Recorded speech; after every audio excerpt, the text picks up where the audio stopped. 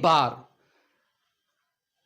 400 से ऊपर एनडीए को सीट मिलनी चाहिए और 325 से ऊपर मात्र बीजेपी को ही मिलनी चाहिए। पूरी तरह से आश्वस्त हैं कि आने वाले सरकार भी भारतीय जनता पार्टी के नेतृत्व में एनडीए ही बनाने जा रही है। बड़ी कंपनियां जो है इलेक्ट्रल बॉन्ड के थ्रू उनको डराकर धमका करके आप पैसा ले रहे हैं साहब, और छोटे जो व्यापारी हैं उनको यहाँ के अफसरशाही लोग परेशान किए हुए। ये देश का भविष्य बनने वाला है, आप देश का भविष्य बनने दीजिए। और कह रहे हैं कि 440 पार मुद्दा नहीं है, मुद्दा इस देश के भविष्य का है। आप मंदिर और मस्जिद के नाम पर हम भाइयों में लड़वाने का ठेका आपने रखा है। आप ही हिंदू हैं, आप ही मुसलमान हैं, आप ही इस नफरत की तराजू पे तौलने वाले लोग हैं जो इस देश को तौलना चाह रहे हैं। देश के अंदर अराजकता फैलाना, संविधान के विपरीत काम करते हैं और कहते हैं कि 400 पार और 400 से सहमत नहीं हो। देश की वर्तमान व्यवस्था से भारी असहमत हो, मैं नहीं, पूरा देश असहमत है। बिल्कुल ये मतलब नहीं कि 40 पार और हमारे देश का भविष्य, हमारा माइक्रो लेवल पे हमारे जो युवा पैदा हैं उनको रोजगार दीजिए, काम दीजिए, हमारे अवसर दीजिए। लेकिन अवसर आप इलेक्ट्रल बॉन्ड से, आप समझ लीजिए इलेक्ट्रल बॉन्ड इतना बड़ा घोटाला है। अगर आप देश के अंदर कोई भी रोजगार खड़ा है, कोई कल कारखाना, कोई उद्योग धंधा है, उद्योगपति कोई राजनीतिक पार्टी से नहीं जुड़ा है, उसे मजबूरी में देना पड़ता है और दे करके उसको चुप रहना पड़ता है। आप इलेक्ट्रल बॉन्ड के बारे में आपको देश के किसी भी मंच से आप जाइए और माइक्रो लेवल पे बात कीजिए और ये बताइए कि इलेक्ट्रल बॉन्ड का सच क्या है और आपने लीगलाइज तरीके से करप्शन को बढ़ावा दिया। नमस्कार, मैं रंजीत कुमार, आप देख रहे हैं द हिंद। आज हमारे चैनल में 2 गेस्ट लोग आए हैं। एक है जो हमारे जस्ट बगल में जिनको देख रहे हैं, ये नीरज सिंह हैं, बीजेपी नेता हैं, सोशल एक्टिविस्ट हैं। और दूसरे जो चेहरा देख रहे हैं ताजुद्दीन हैं और सोशल एक्टिविस्ट हैं। आज जो हम लोग चर्चा करेंगे, जो चुनावी बिगुल बज चुका है, सब पार्टियां अपने गोटी सेकने में लगी है। इसी कड़ी में ये जो नीरज सिंह हैं बीजेपी के तरफ से रखेंगे और सोशल एक्टिविस्ट मोहम्मद रियाजुद्दीन वो रखेंगे इंडी गठबंधन से। तो चलिए अब हम लोग चर्चा करते हैं। सबसे पहले आप दोनों का हमारे चैनल पे स्वागत है। बहुत बहुत धन्यवाद रंजीत जी आपके स्वागत के लिए। और मैं भी द इंक और आप सब लोगों को, पूरे टीम को तहे दिल से बधाई देता हूं। तरफ से धन्यवाद कि वो हिंदुस्तान की जो नई डेमोक्रेसी का जो स्ट्रक्चर 2024 के लिए तैयार किया जाएगा, उस पर आपका जो विश्लेषण है उसके लिए हम आपको धन्यवाद देते हैं और हम चाहते हैं कि देश को एक मार्गदर्शन अगले चुनाव में एनडीए से 40 में 39 सीट बीजेपी और जो एनडीए के गठबंधन था उन्होंने निकाली थी। इस बार का चुनाव काफी टफ लग रहा है, क्या कहेंगे? सबसे पहले नीरज सिंह जी, क्या कहेंगे आप? देखिए रंजीत जी, यहाँ कुछ बातें हैं जिन पर मैं आपका और सारे मीडिया घरानों का ध्यान आकृष्ट करना चाहूंगा। अब लाग लपेट करने का वक्त गया। जी जी। अब सामने लड़ाई है, युद्ध समर अपनी प्रगति पे है। इसलिए अब मुझे लगता है कि भूमिका बनाने की जरूरत नहीं है। हम सिर्फ पिछले चुनाव से ही शुरू करेंगे। पिछले चुनाव में बिहार ने नरेंद्र मोदी जी को दूसरी बार प्रधानमंत्री बनने के लिए 40 में 39 सीटें दी थीं। तो ये सिर्फ नारा भर नहीं है, ये तय हो चुका है पिछले चुनाव से ही। तो अभी के लिए हमारे यशस्वी प्रधानमंत्री माननीय श्री नरेंद्र मोदी जी ने जो सारे देश को बोला है, सारे देश के जगह से आग्रह किया है कि अगली बार, मतलब अब की बार 400 से ऊपर एनडीए को सीट मिलनी चाहिए और 425 से ऊपर मात्र बीजेपी को ही मिलनी चाहिए। पूरी तरह से आश्वस्त हैं कि आने वाले सरकार भी भारतीय जनता पार्टी के नेतृत्व में एनडीए ही बनाने जा रही है। और सर, अब आपका क्या इस पे प्रतिक्रिया है? इन्होंने तो बताया कि इस बार पिछले चुनाव में 40 में 39 सीट पे जीती थी एनडीए के जो सहयोगी दल थे।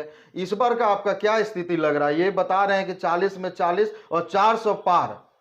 क्या देखिए, कहना है आपका? सबसे बड़ी बात यह है जी कि 40 में 40 और जी, जी। 400 पार, जी जी ये बहुत बड़ा मुद्दा नहीं है।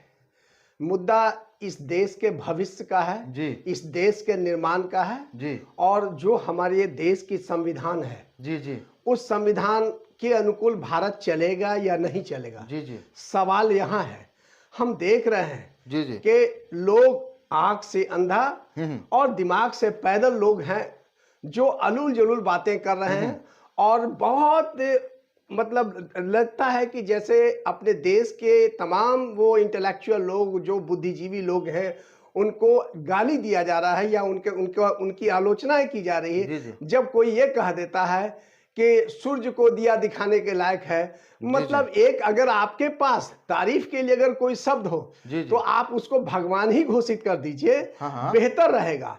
और रहा चुनाव का सवाल, तो चुनाव में कोई प्रधानमंत्री आए, कोई आए जाए, हमारा सबसे बड़ा दर्द है हम भारत, क्या और लगता भारत है के सर, संविधान बिहार से को बचाए रखना और भारत के लिए काम करना और भारत की आत्मा के साथ जुड़ना। लेकिन मैं जानता हूं कि ये पॉलिटिकल पार्टी आज हाल के दिनों में आप क्या चर्चा करेंगे, किस एंगल से बात करना चाहते हैं आप, जिस एंगल से इस देश के लिए बात कीजिए। मुझे देश के हितों के लिए बात करना है, 40 और 400 पार पर बात नहीं करना है। जी, जी। हम देख रहे हैं कि माइक्रो लेवल पे देश को आपने क्या दे रखा है, देश को एक त्रासदी में ढकेल रखा है। आज सड़कों पर चले बेरोजगारी के सिवाय और अव्यवस्था के सिवाय कोई ऐसा कोई विभाग बच चुका है जहां से आपने देखा है कि इलेक्ट्रल बॉन्ड के नाम पे जिस तरह का करप्शन, जिस तरह का बड़े व्यापारी लूटे जा रहे हैं नेताओं के माध्यम से, बड़ी बड़ी कंपनियां जो हैं इलेक्ट्रल बॉन्ड के थ्रू उनको डराकर धमका करके आप पैसा ले रहे हैं साहब, और छोटे जो व्यापारी हैं उनको यहाँ के अफसरशाही लोग परेशान किए हुए। ये देश का भविष्य बनने वाला है, आप देश का भविष्य बनने दीजिएगा। और कह रहे हैं कि 400 और 40 पार, 400 और 40 पार मुद्दा नहीं है, मुद्दा इस देश के भविष्य का है। आप किस एंगल से मंदिर और मस्जिद के नाम पर हम भाइयों में लड़वाने का ठेका आपने रखा है। आप ही हिंदू हैं, आप ही मुसलमान हैं, आप ही नफरत की तराजू पे तौलने वाले लोग हैं जो इस देश को तौलना चाह रहे हैं, देश के अंदर अराजकता फैलाने चाहते हैं। आप अपने पूर्वजों को गाली दे रहे हैं, आप गांधी की आइडियोलॉजी को मानते नहीं है, गांधी की आइडियोलॉजी के विपरीत काम करते हैं, भारत के संविधान के विपरीत काम करते हैं, और कहते हैं कि 400 पार और 40 पार। आपके मुताबिक क्या लगता है कि इस बार 40 में 40 और 400 मैं 40 और 4 से सहमत नहीं हूं। देश की वर्तमान व्यवस्था से भारी असहमत हूं। मैं नहीं, पूरा देश असहमत है। और हमें लगता है कि देश के इंटेलेक्चुअल को गाली दिया जा रहा है। ये लोग गाली दे रहे हैं, ये कह रहे हैं कि उसको सूर्य दिखाने के लिए, वही है, पूरे ब्रह्मांड में उनके जैसा कोई योग्य व्यक्ति नहीं रहा है। बाकी लोग तो पढ़े लिखे है नहीं, बाकी लोग तो सब जाहिल बन के बैठ गए हैं। इसलिए हमें घोर आपत्ति है, घोर चिंता है। हमें ये बिल्कुल ये मतलब नहीं कि 40 पार और 4, हमारे देश का भविष्य, हमारा माइक्रो लेवल पे हमारे जो युवा पैदा हैं उनको रोजगार कैसे मिलेगा। आप कहते हैं कि हम 5 किलो अनाज देते हैं, 3.5 किलो अनाज मिलता है, और 80 करोड़ को अगर आप देते हैं तो आप समझ लीजिए कि देश कहां खड़ा है, किस चौराहे पर खड़ा है, जहां से आप लाइन लगवा रहे हैं और भीख मंगवा रहे हैं और उनको दान के स्वरूप दे रहे हैं। हमको रोजगार दीजिए, काम दीजिए, हमारे अवसर दीजिए। लेकिन अवसर आप इलेक्ट्रल बॉन्ड से, आप समझ लीजिए इलेक्ट्रल बॉन्ड इतना बड़ा घोटाला है। अगर आप देश के अंदर कोई भी रोजगार खड़ा है, कोई कल कारखाना, कोई उद्योग धंधा है, उद्योगपति कोई राजनीतिक पार्टी से नहीं जुड़ा है, उसे मजबूरी में देना पड़ता है और दे करके उसको चुप रहना पड़ता है। आप इलेक्ट्रल बॉन्ड के बारे में, आपको देश के किसी भी मंच से आप जाइए और माइक्रो लेवल पे बात कीजिए और ये बताइए कि इलेक्ट्रल बॉन्ड का सच क्या है। और आपने लीगलाइज तरीके से करप्शन को बढ़ावा दिया। आपने कहा कि जी आएंगे, आपके पास आएंगे, क्या कहेंगे नीरज जी? जिस तरह से इन्होंने आरोप लगाया, महंगाई से लेकर और बेरोजगारी से लेकर इलेक्ट्रल बॉन्ड तक की इन्होंने चर्चा की, आप कह रहे हैं 40 पार, लेकिन ये आरोप लगा रहे हैं कि इस तरह की बात है, क्या कहेंगे इस पर? रंजीत जी देखिए, रियाजुद्दीन साहब जी जी ने जो भी कहा जी, मैं उसे बिल्कुल इत्तेफाक नहीं रखता हूं।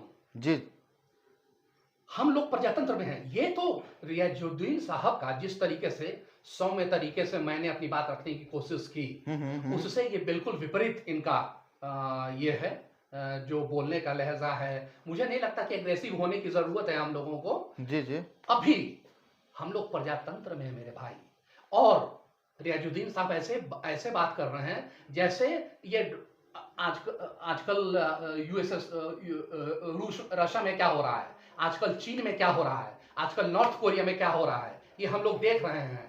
हम लोग प्रजातंत्र में है मेरे भाई, और नरेंद्र मोदी जी इस देश की 140 करोड़ जनता में से 90 करोड़ जनसंख्या जो कि मतदाता हैं, उनके वोट के तहत जीत कर आए हुए प्रधानमंत्री हैं।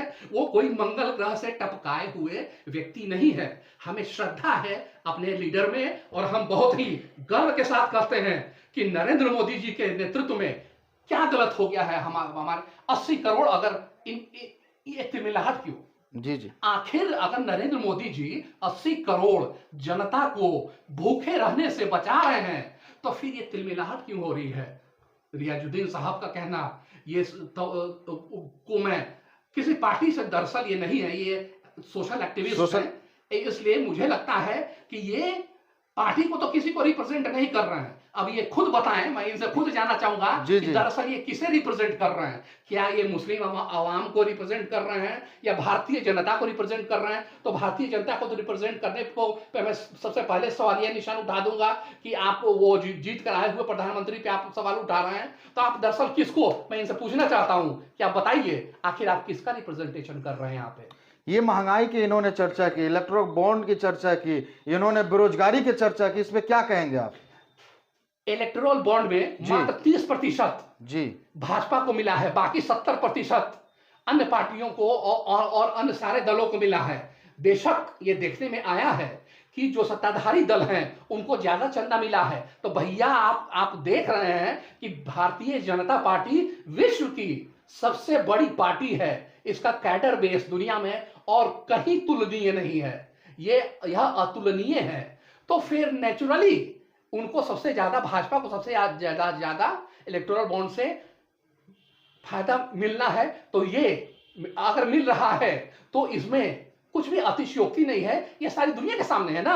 अगर हम 30 करोड़ लेते और दुनिया को बताते कि हम 5% ले रहे हैं, 5 करोड़ ले रहे हैं, तब इस पर सवाल आप उठा सकते थे। यहां तो हम नरेंद्र मोदी जी और भारतीय जनता पार्टी, हम सब और देश की 90 करोड़ जनता, वोटर, वो तो सब एक ही पलड़े में हैं, और दूसरे पलड़े में वो लोग हैं जो कि इस तरह की बातें कर रहे हैं। रियाजुद्दीन साहब जैसे लोग हैं जो कि दूसरे तरफ पलड़े में हैं, और ये पलड़ा ऊपर की तरफ चला जा रहा है, क्योंकि भारी होता हुआ पलड़ा जो है, जो उस पर नरेंद्र मोदी जी पूरे ठसक के साथ, पूरे दारोमदार के साथ बैठे हुए हैं। और देश की जनता उन्हें फिर चाह रही है अगर कि 400 से ऊपर भी लाकर इनको फिर से पार्लियामेंट में प्रधानमंत्री बनाए, तो मुझे नहीं लगता इसमें किसी को दिक्कत होनी चाहिए। लेकिन ये तिलमिलाहट मुझे तो समझ में नहीं आ रही है।